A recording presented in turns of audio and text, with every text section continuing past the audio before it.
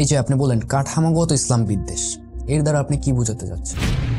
ইসলাম বিদ্বেষ ব্যাপারটা আমরা পশ্চিমা বিশ্বের কনটেক্সটে বুঝি, যেহেতু ওই জায়গার মুসলিমরা মাইনরিটি। কিন্তু বাংলাদেশ মুসলিম মেজরিটির দেশ, এখানে 90% মানুষ মুসলিম। এখানে ইসলাম বিদ্বেষ কীভাবে থাকতে পারে?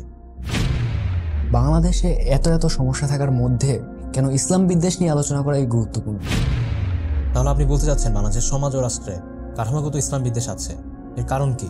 এটা কোথা থেকে ইনক্লুড হলো?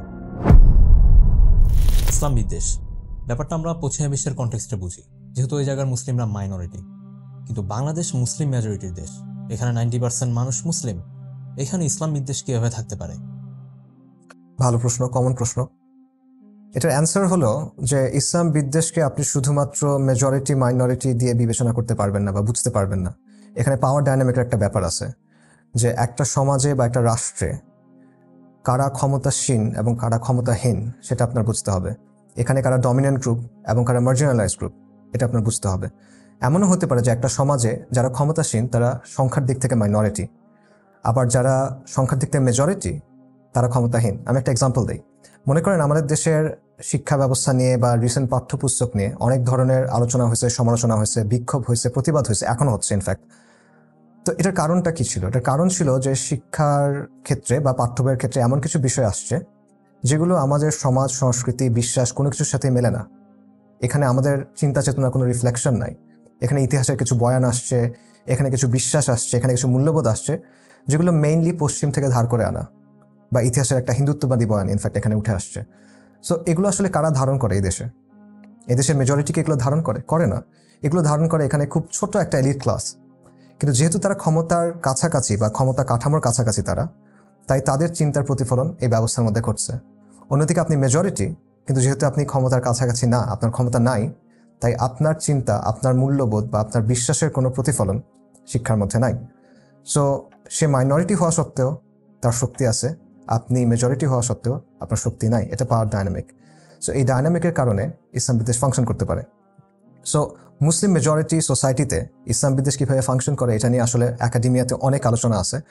এর বাইরেও আমাদের সমাজে আমরা ইনফ্যাক্ট অনেকগুলো বাস্তব অভিজ্ঞতার আলোকে বুঝতে পারি যে এখানে আসলে ইসলাম বিদ্বেষ আছে। ফর এক্সাম্পল, আমরা জানি যে হিজাব এবং নিকাব করার কারণে অনেক মুসলিম নারীকে হয়রানির শিকার হতে হয় পরীক্ষার সময়, ভাইবার সময়, ক্লাসের সময়। আমরা জানি দাড়ি এবং টুপির কারণে বৈষম্য শিকার হতে হয় ওয়ার্ক প্লেসে বা চাকরির ইন্টারভিউর সময়।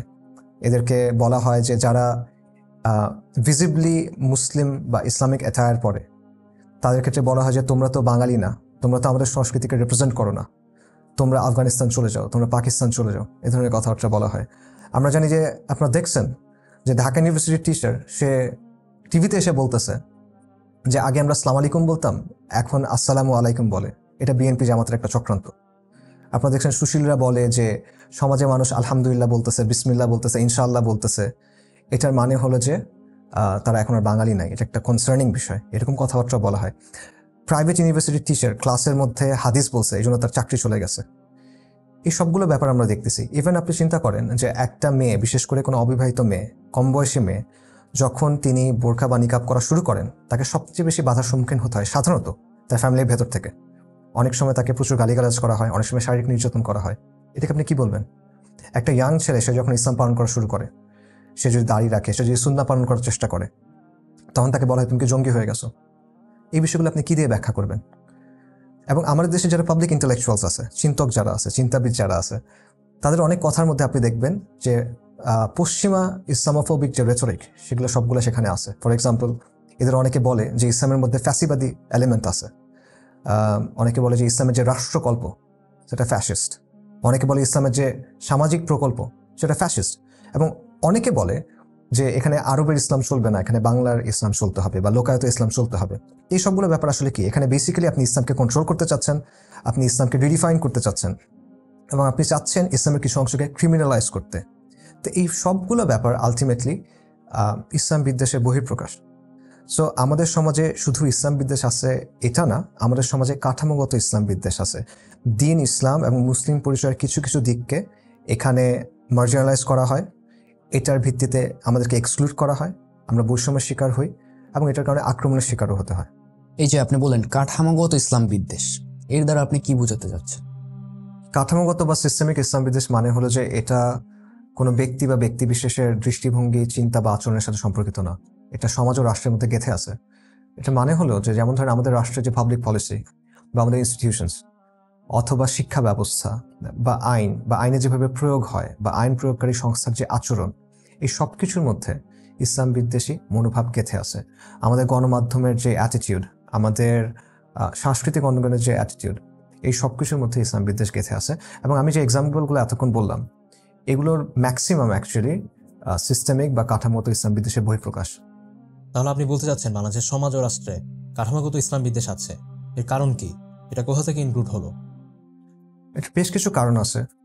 একটা কারণ হলো বাঙালি যে পরিচয়টা আমরা গ্রহণ করছি বা বাঙালিত্বের যে ধারণাটা আমাদের সমাজে এখন আছে, এটা তৈরি হয়েছে ইসলামকে এক্সক্লুড করে।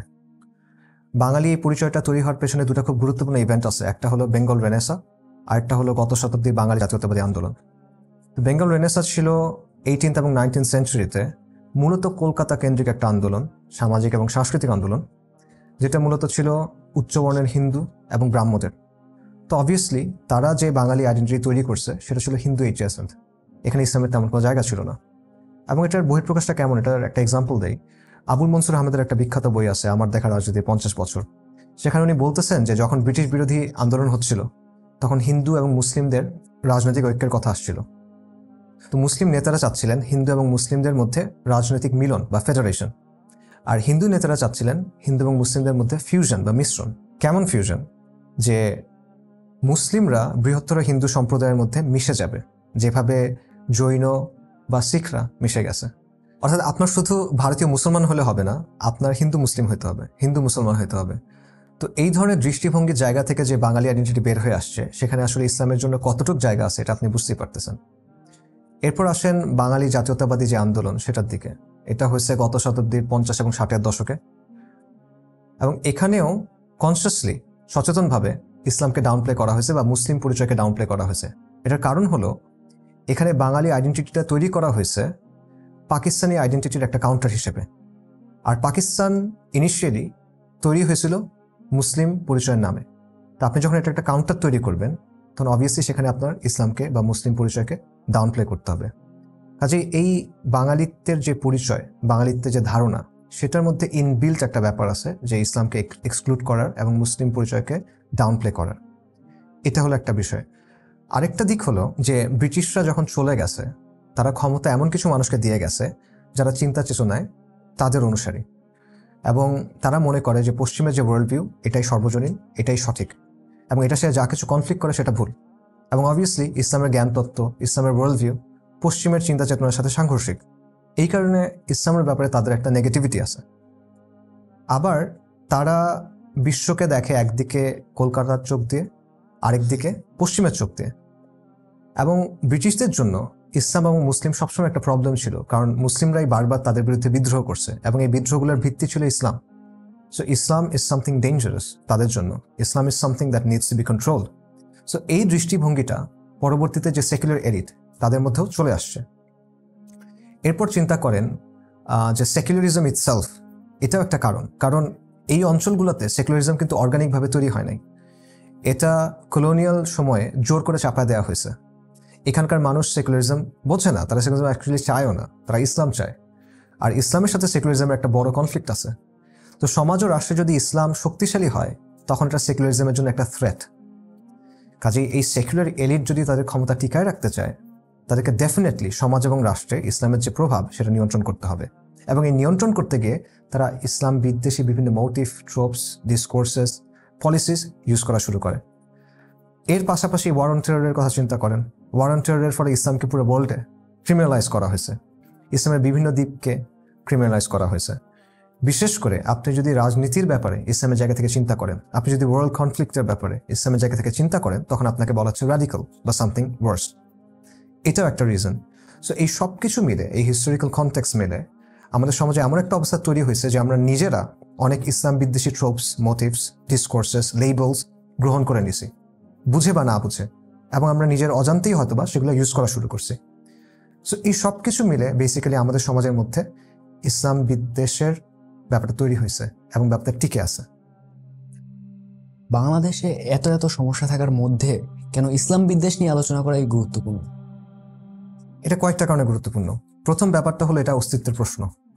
এই যে কালচারাল হেজেমনি, এই ইসলাম বিদ্বেষের প্রকল্প, এটার সাথে ইসলামের যে দ্বন্দ্ব, এটা একটা জায়গায় থেমে থাকবে না, এটা কোনো না কোনো দিকে যেতে হবে। অর্থাৎ এটার হয় উন্নতি হবে অথবা অবনতি হবে। আর যদি বর্তমান অবস্থা চলে তাহলে এটার অবনতি হবে। কাজেই আজকে থেকে 1 বা 2 প্রজন্ম পর এই সমাজের অবস্থা কি হবে সেটা নিয়ে একটা চরম আনসার্টেনটি আছে। আপনার বংশধরেরা আসলে ইমানের উপর থাকবে কিনা সেটা আসলে নিশ্চিতভাবে বলার কোনো সুযোগ নেই। সো এখানে একটা বড় আনসার্টেনটি আছে এবং এটা একটা অস্তিত্বের প্রশ্ন। এটা একটা বিষয়। দ্বিতীয় বিষয়টা হলো যে ইসলাম বিদ্বেষের যে প্রকল্প সেটা সবসময় চাইবে ইসলামকে নিয়ন্ত্রণ করতে। একদিকে সে ইসলামের কিছু অংশকে বাতিল করে দিবে, কিছু অংশকে ক্রিমিনালাইজ করবে, বলবে এগুলো অপরাধ, এগুলো বলা যাবে না, করা যাবে না। অন্যদিকে সে চাইবে ইসলামের একটা গৃহপালিত ভার্জন তৈরি করতে। তো এটা বেসিক্যালি ইসলামের বিকৃতি ঘটানো। তো as Muslims we have to resist that. আমরা তো এটা মেনে নিতে পারি না, আমাদের এটার বিরুদ্ধে আসলে প্রতিরোধ করতে হবে, এটা আপনার কোনো অপশন নাই। আর থার্ড যে বিষয়টা সেটা হলো যতক্ষণ এই সমাজের মধ্যে এভাবে ইসলাম বিদ্বেষ থাকবে, আপনি এবং আমরা সেকেন্ড ক্লাস সিটিজেন হয়ে থাকবো। আমাদের যে সামাজিক অ্যাসপিরেশনস, আমরা যে পলিটিক্যাল অ্যাসপিরেশনস, এগুলো কোনো কিছু আমরা প্রকাশ করতে পারবো না। এটাকে ক্রিমিনালাইজ করা হবে, নানাভাবে দমন করা হবে, নানাভাবে স্টেরিওটাইপ করা হবে। অর্থাৎ এই পুরো ব্যাপারটা, এই ইসলাম বিদ্বেষ, এই কালচারাল হেজেমনি, এই পুরো ব্যাপারটা একটা ফাঁসের মতো যেটা আপনার গলায় লেগে আছে, এবং যতক্ষণ এটা লেগে আছে আপনি ঠিকমতো নড়তে পারবেন না, আপনি ঠিকমতো নিঃশ্বাসও নিতে পারবেন না। সো আমাদের নিজের স্বার্থেই আমাদের আসলে এটা রেজিস্ট করতে হবে, এটা নিয়ে কথা বলতে হবে, এটা নিয়ে সোচ্চার হতে হবে। আমাদের বর্তমানের স্বার্থে, আমাদের ভবিষ্যতের স্বার্থে আমাদের ইসলাম বিদ্বেষ নিয়ে কথা বলতে হবে।